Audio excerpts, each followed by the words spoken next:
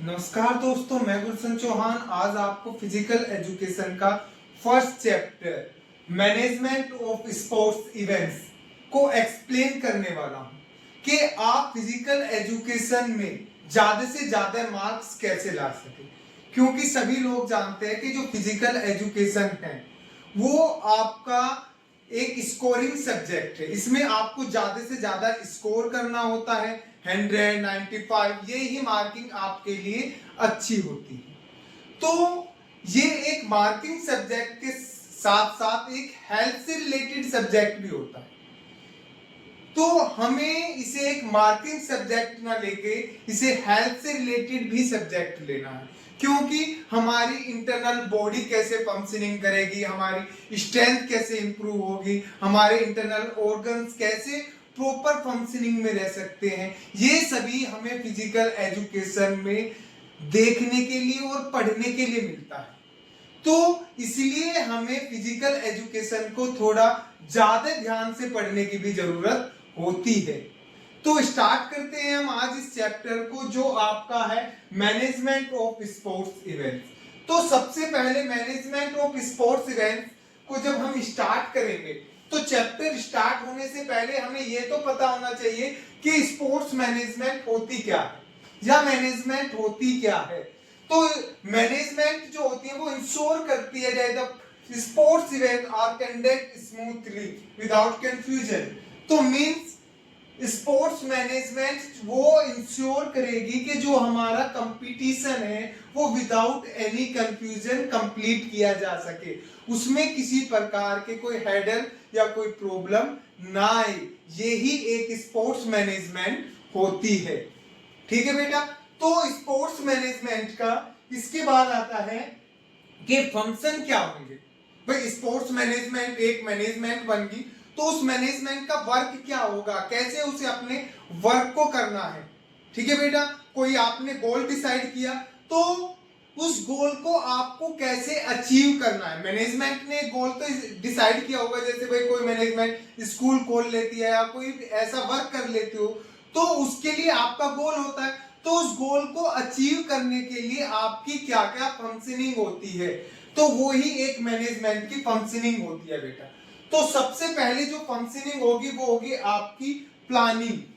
तो प्लानिंग क्या होती है बेटा? प्लानिंग होती है थिंकिंग इन एडवांस, कि आपको कोई भी चीज एडवांस में जब आप सोचते हो तो वो ही आपकी प्लानिंग होती है। ठीक है। जैसे आपके भाई की शादी है तो उस शादी के लिए आप पहले से ही सोचने लगते हो मुझे ये पहनना या ये यूनिफॉर्म लेके आनी, वो सब क्या है बेटा? आपकी प्लानिंग है। ठीक है। तो ऐसे ही आपकी स्पोर्ट्स में भी प्लानिंग होती है कि आप डिसाइड करते हो एडवांस में कि आपका कंपटीशन कब होगा, कहां पे होगा, कौन कराएगा, ये सभी आपकी प्लानिंग होती है। अब इसके बाद नेक्स्ट टॉपिक आता है आपका ऑर्गेनाइजिंग। ऑर्गेनाइजिंग जो होता है बेटा वो अरेंज करता है रिसोर्स को। रिसोर्स एग्जांपल के लिए आपका ग्राउंड, इक्विपमेंट, इन सबको अरेंज करना ही ऑर्गेनाइजिंग का वर्क होता है। ये सिंपल लैंग्वेज में समझे कि जो आपने प्लानिंग की थी उस प्लानिंग को एक्चुअल फॉर्म में लाना ही ऑर्गेनाइजिंग होती है। कि भाई आपने सोच तो लिया कि मुझे ये लाना है, लेकिन जब आप उसे लेने जाते हो तो वो ही क्या होती है बेटा? ऑर्गेनाइजिंग। ठीक है। अब इसके बाद नेक्स्ट आपका आता है स्टाफिंग। स्टाफिंग होती है आपकी मैन पावर को अरेंज करना। ठीक है बेटा। उनकी क्वालिफिकेशन के अकॉर्डिंग उनकी मैन पावर को अरेंज करना, ये ही स्टाफिंग होती है। जैसे आप सिलेक्शन ऑफिशियल, वॉलेंटियर, कोचेस, इन सभी का कलेक्शन या सिलेक्शन करना किसके बेसिस पर? उनकी क्वालिफिकेशन के बेसिस पर, वो ही क्या होता है बेटा? स्टाफिंग। इसके बाद आती है डायरेक्टिंग। डायरेक्टिंग आपका होता है बेटा आपका गाइडेंस, सुपरविजन, ये सब करना ही क्या होता है? आपका डायरेक्टिंग होता है। कि आपने कोई प्रोजेक्ट दिया है बच्चों को, तो वो प्रोजेक्ट आपको कैसे कंप्लीट करना है, उसे कैसे कंप्लीट करना है, ये गाइडेंस देना और उनका सुपरविजन करना कि वो बच्चे उस प्रोजेक्ट को अच्छे से कंप्लीट कर भी रहे हैं या नहीं, ये ही आपका डायरेक्टिंग के अंदर आता है। अब इसके बाद आता है कंट्रोलिंग। कंट्रोलिंग होता है बेटा आपका checking work is done properly, कि जो आपने अभी तक प्लानिंग की है, ऑर्गेनाइजिंग की है, डायरेक्टिंग की है, ठीक है बेटा, इन सभी को चेक करना कि आपका गोल क्या था और आपने अचीव क्या किया है। ये ही सब क्या होते हैं, फंक्शन ऑफ मैनेजमेंट। तो यहां से जो क्वेश्चन आने के जो चांसेस होते हैं वो यहां से आता है कि फंक्शन ऑफ स्पोर्ट्स मैनेजमेंट। आपको यहां से 3 नंबर का या 2 नंबर का कोई क्वेश्चन देखने के लिए मिल सकता है। यदि आपको यह वीडियो अच्छी लगी तो लाइक करें, सब्सक्राइब करें। Thank you.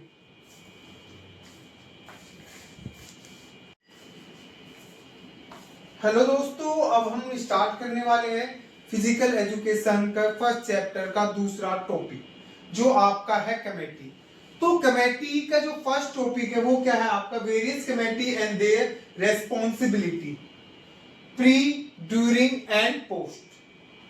तो कमेटी जो होती है उनकी रेस्पॉन्सिबिलिटी क्या क्या होती है, प्री के टाइम उनकी रेस्पॉन्सिबिलिटी क्या होती है, मींस जब आपका टूर्नामेंट स्टार्ट हो रहा है तो उससे पहले रेस्पॉन्सिबिलिटी क्या होगी, या टूर्नामेंट स्टार्ट हो चुका है तो उस टाइम उनकी रेस्पॉन्सिबिलिटी क्या होगी, या जब आपका टूर्नामेंट का एंड हो जाता है तो उस टाइम पे आपकी रेस्पॉन्सिबिलिटी क्या क्या होगी।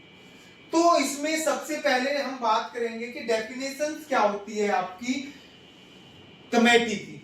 कमेटी पढ़ रहे हैं तो उसकी डेफिनेशन का जानना हमारे लिए जरूरी होता है कि कमेटी है क्या आखिर में। तो कमेटी जो होती है आपकी committee in physical education is a group of people formed to organise manage sports activity. Means जो आपकी मैनेज करती है स्पोर्ट्स ऑर्गेनाइज एक्टिविटी को, वो फिजिकल एजुकेशन का ग्रुप होता है जो आपकी मैनेज करती है आपकी स्पोर्ट्स एक्टिविटी को, उसे ही क्या कहते हैं, कमेटी।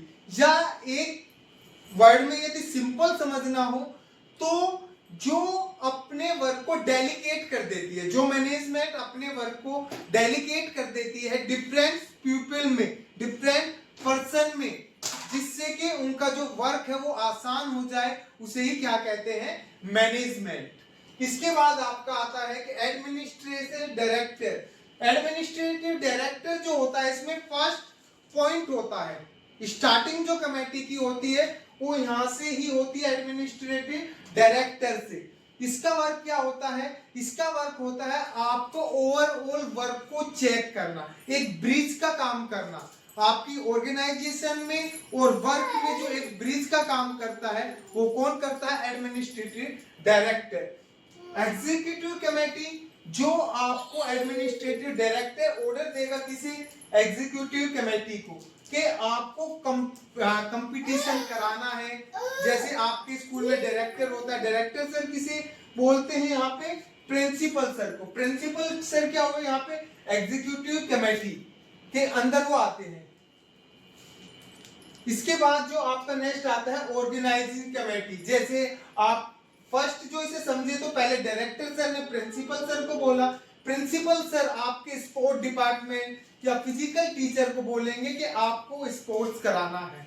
तो कमेटी की जो शुरुआत होती है वो यहां से ही होती है। अब आपके स्पोर्ट्स टीचर या डेम टीचर क्या करेंगे, डिफरेंट पीपल को एंगेज करेंगे इस वर्क में, इस कंपटीशन में, और वो क्या करेंगे, सबको वर्क को डिवाइड कर देंगे, डेलीगेट कर देंगे डिफरेंट पीपल में, उसे ही क्या कहते हैं बेटा, कमेटी।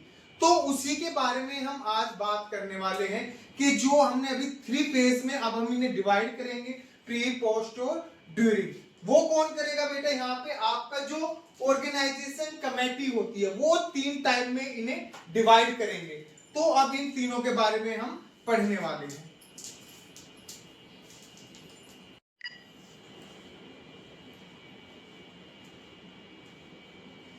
हमने टूर्नामेंट्स के 4 टाइप के बारे में पढ़ा था, जिसमें सबसे पहला था नॉकआउट टूर्नामेंट्स। तो नॉकआउट टूर्नामेंट्स हमने बताया था कि ये इसमें हारने वाली जो टीम होती है वो डायरेक्टली टूर्नामेंट से बाहर हो जाती है और जो जीतने वाली टीम है वो क्या करती है, कंटिन्यू करती है। उसे क्या कहते हो आप, नॉकआउट टूर्नामेंट। तो अब हम पढ़ेंगे इसके एडवांटेज और डिसएडवांटेज और इंपॉर्टेंट फॉर्मूलाज के बारे में। तो स्टार्ट करते हैं एडवांटेज के बारे में। तो सबसे पहले नॉकआउट टूर्नामेंट्स की जो एडवांटेज होती है वो ये होती है कि इसमें आपको टाइम को सेव होता है, इसमें ज्यादा टाइम आपको नहीं लगता, इस टूर्नामेंट्स को कराने में आपको ज्यादा समय नहीं लगता है। उसका रीजन क्या है कि जो हारने वाली टीम है वो डायरेक्टली बाहर हो जाएगी और विन करने वाली टीम कंटिन्यू करती रहती है, इसमें आपको ज्यादा समय नहीं लगता है। दूसरा इकोनॉमिकल होता है बेटा, इसमें जो खर्चा होता है वो काफी कम होता है। खर्चा कम क्यों होता है, क्योंकि नंबर ऑफ मैचेस कम होते हैं, जिसके कारण आपका जो एक्सपेंसेस होता है वो भी क्या होता है, कम होता है। आपका लेस ऑफिशियल नीड होती है बेटा, क्योंकि नंबर ऑफ मैचेस कम है तो उसके लिए आपको जो ऑफिशियल हुए या अंपायर वगैरह हुए उनके भी रिक्वायरमेंट आपको कम होती है। हाई मोटिवेशन, इसमें जो मोटिवेशन होता है वो हाई होता है, क्योंकि इसमें जो आपको हारने का कोई चांस नहीं होता। यदि आप हार जाते हो तो आपको टूर्नामेंट से तुरंत ही बाहर कर दिया जाता है, इसलिए इस टूर्नामेंट को क्या है, करो या मरो का टूर्नामेंट भी बोला जाता है। इसके बाद आती है ये डिसएडवांटेज क्या क्या होगी इसमें। पहली जो डिसएडवांटेज जो नुकसान होता है वो क्या होता है, गुड टीम एलिमिनेट हो जाती है बेटा। जो एक अच्छी टीम है उसके भी जो चांस होने के परसेंटेज होते हैं बाहर होने के, वो भी क्या होते हैं बेटा, काफी हाई होते हैं। आपने देखा होगा काफी बार ऐसा होता है कमजोर टीम स्ट्रॉन्ग टीम को बाहर कर देती है, जिससे क्या होता है कि स्ट्रॉन्ग टीम आपकी बाहर हो जाती है। ये सीबीएसई में भी क्वेश्चन आया हुआ था कि ऐसा कौन सा टूर्नामेंट है जिसमें स्ट्रॉन्ग टीम के बाहर होने के जो चांस होते हैं वो सबसे ज्यादा होते हैं, तो वो कौन सी होती है बेटा, आपकी नॉकआउट टूर्नामेंट। अब वीक टीम को एडवांटेज मिलती है इसमें, ठीक है, वीक टीम को क्या है, एक एडवांटेज मिल जाती है कि वो इसमें थोड़ा समय तक खेल सके या विन कर सके। अब इसके बाद आता है लेस इंटरेस्ट, इसमें जो दर्शक होंगे उनका जो इंटरेस्ट होता है वो कम हो जाता है। उसका इंटरेस्ट क्यों है, क्योंकि उनकी जो फेवरेट टीम होती है उनके भी जो बाहर होने का जो चांस होता है वो हाई होता है, ठीक है, जिसके कारण इसमें जो उन्हें इंटरेस्ट कम रहता है, आपका लेस प्ले टाइम, और इसमें आपको खेलने के लिए भी कम समय मिलता है। तो ये है इनकी एडवांटेज और ये है डिसएडवांटेज। अब इसके बाद आते हैं इंपोर्टेंट फॉर्मूले क्या क्या होते हैं, इनके फॉर्मूले क्या होते हैं। पहला होता है जब भी आप यहाँ पे एन देखो, जब भी आप पिक्चर ड्रॉ करोगे तो बेटा एन आपको देखने के लिए मिलेगा, और एन होता है total number of team. Means आपको कितनी भी टीमों का पिक्चर ड्रॉ करने के लिए आए, 11, 12, 13, 14, तो यहाँ पे नंबर ऑफ टीम का मतलब क्या हुआ बेटा, एन, ठीक है, वो ही एन ये है बेटा, ठीक है। तो इसके बाद आपका नेक्स्ट इसमें आता है total number of match. Total number of match कैसे निकालोगे, यदि आपके पास 11 टीमें हैं या 12 टीमें हैं तो उनका आपको टोटल नंबर ऑफ मैच कैसे निकालना है। तो आपने देखा होगा टोटल नंबर ऑफ मैच का मीन्स है यहाँ पे n-1, तो यहाँ पे हम क्या देखेंगे, n क्या है, तो n हम कोई भी सपोज कर लेते हैं भाई हमारे पास नंबर ऑफ टीम कितनी है, 11 है, तो 11 यदि हमारे पास टीम है तो हमारे पास नंबर ऑफ मैच कितने होंगे, 10, क्योंकि जो भी हमारे पास टीम है उसमें से हम एक को माइनस कर देंगे और यहाँ पे हमारे पास नंबर ऑफ मैच कितने आ जाएंगे, 10।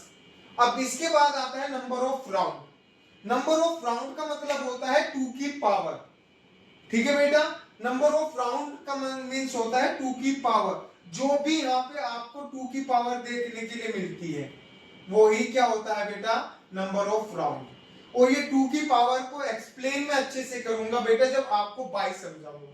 बाई यहीं पे है तो मैं बताऊंगा कि 2 की पावर ये है क्या, कौन सी पावर आपको यहाँ पे यूज करनी है। जैसे यहाँ पे 2 की पावर आगे आपकी 4, तो n बराबर क्या होगा 4, नंबर ऑफ राउंड कितने होंगे 4। अब इसके बाद आता है upper half and lower half. जब आपके पास टीमें हैं तो आप उन्हें अपर हाफ में और लोअर हाफ में कैसे डिवाइड करोगे? यदि आपके पास इवन टीमें होती है, आपके पास 10 टीमें 20 टीमें, तो उन्हें अपर हाफ और लोअर हाफ में डिवाइड करना आसान होता है। हाफ हाफ आप कर दोगे। जैसे आपके पास n है और 10 टीमें आपके पास है, तो आपके 5 अपर में हो जाएगी और 5 किस में हो जाएंगी? लोअर हाफ में। तो यहाँ पे तो आपको कोई प्रॉब्लम नहीं आने वाली। अब प्रॉब्लम आती है जब आपके पास नंबर ऑफ टीम क्या हो? ओड। ओड में क्या होगा बेटा? जैसे आपके पास 7 टीम है, 9 टीम है, तो वहां पे आप हाफ हाफ नहीं कर पाते हो। ठीक है, तो वहां पे क्या करोगे आप? जैसे अपर हाफ में आपके पास 7 टीम है, इसमें ऐड कर लोगे 1 को, डिवाइड कर दोगे 2 से, तो आपके पास कितनी टीम आ जाएंगी? 4। अपर हाफ में 4 हो जाएगी और लोअर हाफ में करने के लिए 7, और इसमें क्या करोगे? -1/2, तो आपकी 3। अपर हाफ में 4 टीमें होंगी और लोअर हाफ में 3 टीमें होगी। ये बात आप ध्यान रख सकते हो कि अपर हाफ में ज्यादा टीमें होती है और लोअर हाफ में आपकी कम टीमें होती है। अब आ जाता है सबसे ज्यादा पूछे जाने वाला और यूज होने वाला, बाई। ठीक है बेटा, बाई एक एडवांटेज होती है जो आप स्ट्रॉन्ग टीम को देते हो। बाई क्या होती है? एक एडवांटेज होती है जो आप स्ट्रॉन्ग टीम को देते हो। वो फर्स्ट राउंड में परफॉर्म ना करके डायरेक्टली किस में करती है? सेकंड राउंड में। ठीक है, बाई को हम अलग से पढ़ाएंगे, लेकिन आज हम बात कर रहे हैं इसके फॉर्मूलों के बारे में। तो बाई क्या होता है बेटा? बाई का फॉर्मूला होता है आपकी हाईएस्ट पावर ऑफ 2 में से आप n को माइनस करेंगे। मींस आपकी जो भी n है, जैसे यहाँ पे आपका n क्या है? यहाँ पे 10। ठीक है, तो 10 से नेक्स्ट पावर हाईएस्ट 2 की क्या होगी बेटा? अब 2 की पावर निकालने के लिए आप क्या करते हैं बताओ? 2, 4, 8, 16, 30, ये सब 2 की पावर ही तो होती है बेटा। होती है 2 की पावर 2, 2 की पावर 3, 2 की पावर 4, 2 की पावर 5 और 2 की पावर 6। ये सब 2 की पावर है, जिसकी मैं यहाँ पे बात कर रहा था जब मैंने बताया था कि जब आप n को बताऊंगा तो मैं यहाँ पे बताऊंगा। तो n क्या है? ये 2 की पावर है बेटा, जो ऊपर पावर चढ़ाई हुई है हमने, ये ही क्या है? n है। तो मीन्स यहाँ पे जब नंबर ऑफ टीम आपके पास 10 है, तो यहाँ पे हाईएस्ट पावर क्या होगी? 2 की क्या होगी बेटा? 4। तो 4, तो n यहाँ पे क्या होगा बेटा? 4। समझ में आया? अब इसके बाद नेक्स्ट आपका आता है कि 16 में से 10 गए तो बाई कितनी होगी बेटा आपके पास? 6। समझ में आ गया यहां तक? अब इसके बाद आता है अपर हाफ में कितनी बाई होगी और लोअर हाफ में कितनी बाई होगी। जो भी आपके पास टोटल बाई आई है 6 -1 जैसे आपके पास बाई आपके पास 6 आई है, तो ये आपकी इवन है बेटा, और इवन में बाई को आप सिंपल डिवाइड कर ले तो अपर हाफ में भी उतनी बाई जाएगी और आपकी लोअर हाफ में भी उतनी ही बाई जाती है। 3 आपकी अपर हाफ में हो जाएगी और 3 आपकी लोअर हाफ में हो जाएगी। लेकिन जब आपकी बाई ओड होती है, जैसे यहाँ पे नंबर ऑफ टीम क्या होता बेटा? 11, तो बाई कितनी आती? 5। तो उस टाइम पे हम क्या करते हैं? नंबर ऑफ बाई आपके पास 5 है, -1/2, तो आपके 4, तो 2 बाई आपकी अपर हाफ में आती और 3 बाई आपकी लोअर हाफ में आती। ठीक है बेटा?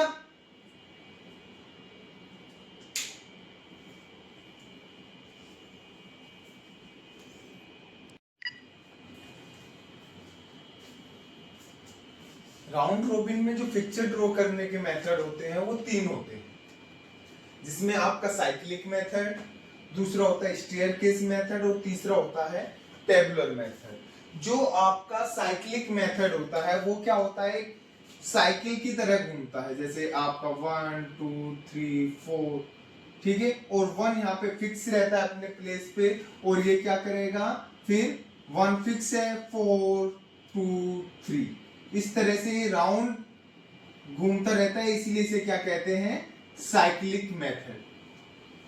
अब आता है स्टेयर केस मेथड। ये भी क्या होता है, एक स्टेयर की तरह होता है, सीढ़ी नुमा मेथड भी इसे कहते हैं। इसमें क्या होता है बेटा, ये एक स्टेयर की तरह चलेगा आपका। जैसे एग्जांपल के लिए आप 4 टीम ले लेते हो, तो स्टार्टिंग में आपको 2 3 4 और 1 को क्या करोगे, आगे शिफ्ट कर दोगे इसके।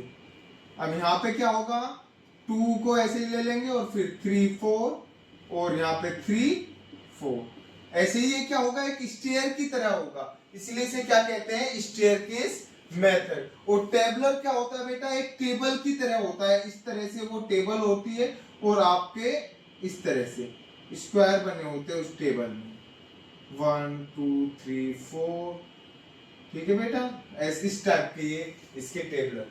तो 3 तरह के मेथड होते हैं जिससे आप लीग का जो पिक्चर है वो ड्रॉ कर सकते हैं। अब इसमें नेक्स्ट आता है कि रूल्स ऑफ बाई के लीग टूर्नामेंट्स में बाई का क्या रूल है। स्टेयरकेस मेथड में कभी भी बाई नहीं दी जाती, ठीक है बेटा, या तो आपकी टीम ओड हो या इवन हो, लेकिन स्टेयर में आपको बाई नहीं दी जाती। By is never given by staircase method.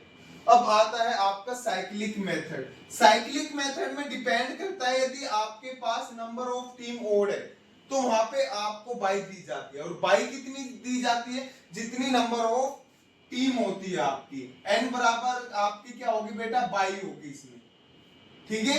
और यहाँ पे क्या होगा, यदि इवन टीम है तो इसमें आपको बाई नहीं देनी है, ओनली ओड टीम में आपको बाई देनी है, इवन टीम में आपको बाई नहीं देनी है। टेबुलर मेथड, टेबुलर मेथड में क्या होता है बेटा, सेम आपका साइक्लिक मेथड वाला रूल यूज होगा। मींस यदि आपके पास ओड टीमें हैं तो बाई आएगी, इवन टीम है आपके पास तो बाई नहीं आएगी। अब आता है आपका कि विनर को डिसाइड कैसे करते हो आप। लीग टूर्नामेंट्स में विनर को डिसाइड करने के लिए क्या किया जाता है, तो इसमें 2 मेथड होते हैं विनर को डिसाइड करने के लिए। एक होता है ब्रिटिश मेथड और दूसरा होता है आपका अमेरिकन मेथड, ठीक है। ब्रिटिश मेथड में होता है, इसे पॉइंट मेथड भी कहते हैं बेटा। जैसे आपने देखा होगा कि एक मैच को जीतने पे 2 पॉइंट मिलते हैं, हारने पे आपको 1 पॉइंट मिलता है, हारने पे आपको 0 पॉइंट मिलता है और ड्रॉ पे आपको क्या मिलता है, सिंगल 1 पॉइंट मिलता है। तो वो ब्रिटिश मेथड होता है बेटा, जिसमें आपका पॉइंट सिस्टम चलता है। तो इसमें आपको विनर कैसे डिसाइड करते हैं, आप परसेंटेज निकालते हो पॉइंट की, टोटल पॉइंट जो आपको ऑब्टेन किए हैं, जितने आपको मिले, टोटल पॉसिबल पॉइंट कितने थे, उसकी जो परसेंटेज निकल के आते हैं, जिसकी सबसे ज्यादा परसेंटेज होती है वही क्या होता है बेटा, विनर होता है। ऐसे ही अमेरिकन मेथड में होता है नंबर ऑफ मैच। एग्जांपल के लिए आपके पास नंबर ऑफ मैच 10 है, उसमें से जो सबसे ज्यादा मैच विन करेगा वही क्या होगा बेटा, विनर होगा। जैसे आप इसमें भी मेथड क्या है निकालने का, percentage of matches, match win and total match, जो आपके टोटल मैच थे उसमें से आपने कितना विन किया है, उसकी जो परसेंटेज निकल के आएगी वही क्या है, आपको डिसाइड करेगी कि इसमें विनर कौन होगा। तो 2 मेथड तो आपके ये हो जाते हैं, और एक ब्रिटिश और अमेरिकन, ये 2 मेथड हो जाते हैं, ठीक है बेटा।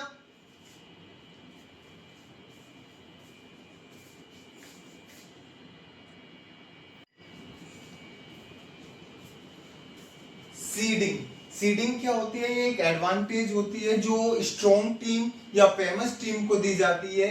वो डायरेक्टली क्या करती है, क्वार्टर फाइनल या सेमीफाइनल में प्ले करती है, और वीक टीम के साथ खेलने से क्या है, वो बचती है। एग्जाम्पल के लिए आपके पास 2 टाइप की सीडिंग होती है, सिंपल सीडिंग और आपकी स्पेशल सीडिंग। सिंपल सीडिंग में जो होता है, जो टीम खेलेगी वो रैंकिंग के बेस पे खेलती है, किसी की रैंकिंग फर्स्ट है, सेकंड है, थर्ड है, फोर्थ है, तो वो अपनी रैंकिंग के बेसिस पे यहाँ पे खेलती है। जैसे एग्जांपल के लिए ए, बी, सी और डी, ये 4 रैंकिंग की टीमें हैं। इसमें ऊपर वाली जो दोनों टीमें हैं वे अपर रैंकिंग की है, और 2 नीचे वाली टीम है, लोअर हाफ की टीम है, वो क्या है, लोअर रैंकिंग की टीमें हैं। अब इसमें क्या करेंगे, यदि हम इन दोनों का मैच कराएंगे तो यहाँ पे क्या होगा, जो फाइनल मैच होगा वो एक स्ट्रॉन्ग टीम और एक वीक टीम के बीच में होगा। इसलिए यहाँ पे हम क्या करते हैं, सिंपल सीडिंग देते हैं। अब क्या करेंगे, यहाँ पे अपर हाफ में हम ए रखेंगे और यहाँ पे डी, और यहाँ पे लोअर हाफ में आपका सी और बी। अब क्या हुआ, एक स्ट्रॉन्ग टीम और एक वीक टीम अपर हाफ में चली जाती है और एक स्ट्रॉन्ग टीम और एक वीक टीम आपकी लोअर हाफ में आ जाती है। तो इसे ही क्या कहते हैं, सिंपल सीडिंग। अब यहाँ पे इन दोनों का मैच होगा और दो चांस बनते हैं कि दो स्ट्रॉन्ग टीम आपकी आपस में फाइनल खेलेगी। अब सिंपल सीडिंग में क्या होता है, यहाँ पे सिंपल सीडिंग में कि बाय चांस हम मान लेते हैं कि पिछले साल किसी वीक टीम ने टूर्नामेंट्स को विन कर दिया, तो आपका स्पेशल सीडिंग में उसे ही क्या किया जाएगा, सीडिंग दी जाएगी। या वो उस इसमें रैंकिंग बेस नहीं चलेगा, रैंकिंग बेस इसमें चलता था। स्पेशल सीडिंग में आपको देखा जाता है कि पिछले ईयर की जो परफॉर्मेंस थी, जो विनर टीम थी, उन्हें ही क्या दी जाती है, सीडिंग दी जाती है। ये क्या होती है, स्पेशल सीडिंग। इसमें जो टीम होगी वो डायरेक्टली क्वार्टर फाइनल या सेमीफाइनल में प्ले करेगी। और जो सीडिंग होती है वो 2 की पावर से दी जाती है, 2 4 8 इस तरह से आपकी सीडिंग दी जाती है। और फर्स्ट सीडिंग उसी तरीके से दी जाती है जैसे आपकी बाई दी जाती थी। लोअर हाफ की सबसे नीचे वाली टीम को, बॉटम वाली टीम को फर्स्ट सीडिंग, और दूसरी सीडिंग अपर हाफ की सबसे ऊपर वाली टीम को, और तीसरी सीडिंग आपकी किसे दी जाती है, लोअर हाफ की फर्स्ट टीम को, और चौथी सीडिंग आपकी अपर हाफ की लोअर वाली टीम को दी जाती है। और ये ही प्रोसेस क्या करता है बेटा, कंटिन्यू करता रहता है।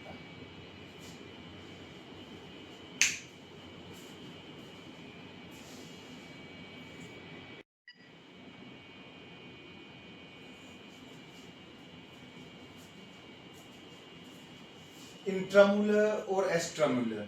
इंट्रामुलर मींस जो आपके स्कूल के अंदर मैच होते हैं उसे क्या कहते हैं, इंट्रामुलर। इंट्रा का मतलब मींस होता है अंदर, और मुलर का मींस होता है दीवार। मींस जो चार दीवारी के अंदर मैचेस कराए जाते हैं, टूर्नामेंट्स कराए जाते हैं, उन्हें इंट्रामुलर गेम कहा जाता है। एग्जाम्पल के लिए मतलब एक ही स्कूल के स्टूडेंट जब किसी टूर्नामेंट्स में पार्टिसिपेट करते हैं, एक्सटर्नल या कोई बाहर से स्कूल उसमें पार्टिसिपेट नहीं करता, उसे ही क्या कहते हैं आप, इंट्रामुलर टूर्नामेंट। एग्जांपल के लिए स्कूल का स्पोर्ट्स डे जो आप बनाते हैं। अब इसके ऑब्जेक्टिव आते हैं कि इंट्रामुलर के ऑब्जेक्टिव क्या क्या है। पहला होता है फिजिकल फिटनेस को इम्प्रूव करना।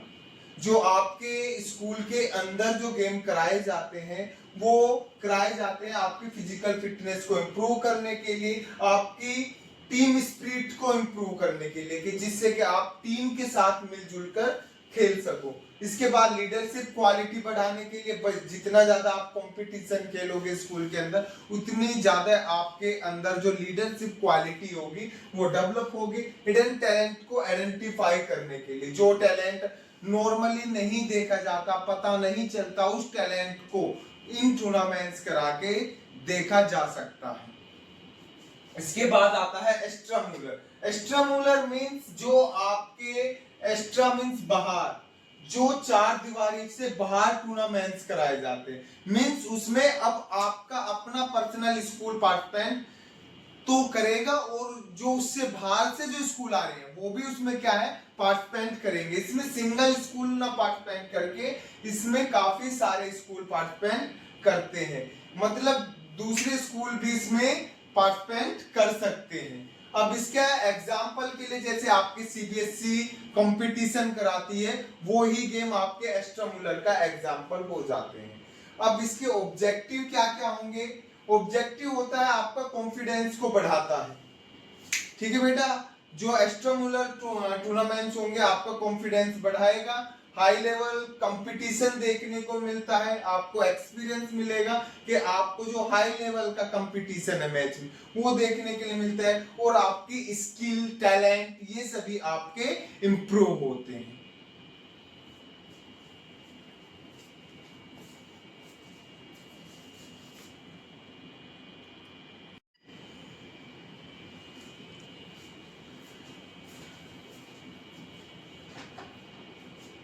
कम्युनिटी स्पोर्ट्स जो एक ऑर्गेनाइजेशन के द्वारा या किसी संस्था के द्वारा जो स्पोर्ट्स कराए जाते हैं उन्हें कम्युनिटी स्पोर्ट्स कहते हैं। उसके एग्जांपल के लिए रन फॉर फन या रन फॉर यूनिटी, इस तरह के आपके गेम आपको देखने के लिए मिलते हैं। फिट इंडिया मूवमेंट हो गया आपका, या मैराथन वगैरह हो गए, ये सभी इन्हीं के एग्जांपल होते हैं। अब जो रन फॉर यूनिटी मींस आपको एकता के लिए यूनिटी करनी है, इसमें प्रमोट किया जाता है नेशनल यूनिटी को और ब्रदरहुड को, फ्रेंडशिप को, नेशनल ब्रदरहुड को प्रमोट किया जाता है आपका। इसके बाद आता है fit India movement. Fit India movement जो होता है आपको इसमें रनिंग की जाती है, किसी walking, running walking regular for stay healthy, healthy रहने के लिए आपको क्या कराई जाती है बेटा, रनिंग कराई जाती है और आपको वॉकिंग कराई जाती है। इसके बाद आता है मैराथन। मैराथन जो होती है बेटा एक लॉन्ग डिस्टेंस रनिंग होती है जिसमें आपका इंप्रूव होता है स्टेमिना, एंडोरेंस और पब्लिक का पार्टिसिपेंट बढ़ाते हैं, किस लिए, आपको फिटनेस को, एक्टिविटी को इंप्रूव करने के लिए, आपकी फिटनेस को इंप्रूव करने के लिए। अब इसके बेनिफिट्स क्या होते हैं जो आपके कम्युनिटी स्पोर्ट्स हम कराते हैं, ये डिफरेंट टाइप के हो सकते हैं आपके अभी, ठीक है बेटा। तो उनके बेनिफिट्स क्या होते हैं, पहला होता है फिजिकली बेनिफिट्स, आपकी स्ट्रेंथ इंप्रूव होती है और आपका स्टेमिना इंप्रूव होता है। जब आप ज्यादा से ज्यादा रनिंग करते हो या ऐसे स्पोर्ट्स में पार्टिसिपेट करते हो तो उससे आपका स्टेमिना और एंडोरेंस इंप्रूव होता है। मेंटल स्ट्रेस कम होता है आपका, मेंटली जो डेवलप होता है वो क्या होगा, मेंटली बेनिफिट्स होगा जिससे आपका स्ट्रेस कम होगा, आप पॉजिटिव रहोगे। इसके बाद आता है सोशल। सोशल में क्या होगा, आपका जो फ्रेंडशिप होगी वो क्या होगी, इंप्रूव होगी, फ्रेंड सर्कल जो होगा वो क्या करेगा, वो बढ़ेगा आपका। इसके बाद इसका आता है पर्पज। क्या होता है बेटा, कम्युनिटी स्पोर्ट्स को कराने का पर्पज क्या होता है, प्रॉपर इसमें जो होगा आपका पर्पज होता है फिटनेस और हेल्थ को इंप्रूव करना, प्रमोट करना, उसे इंप्रूव करना। इसके बाद आता है develop team work and discipline, team work को और डिसिप्लिन को डेवलप करना, इसलिए ही आपके जो कम्युनिटी स्पोर्ट्स होते हैं वो कराए जाते हैं।